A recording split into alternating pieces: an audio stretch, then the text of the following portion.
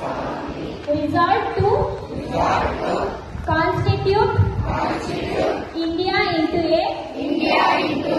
sovereign, socialist, secular, democratic, republic, and to secure to all its citizens justice, social, economic, and political liberty of thought, expression, belief, faith, and worship, equality of status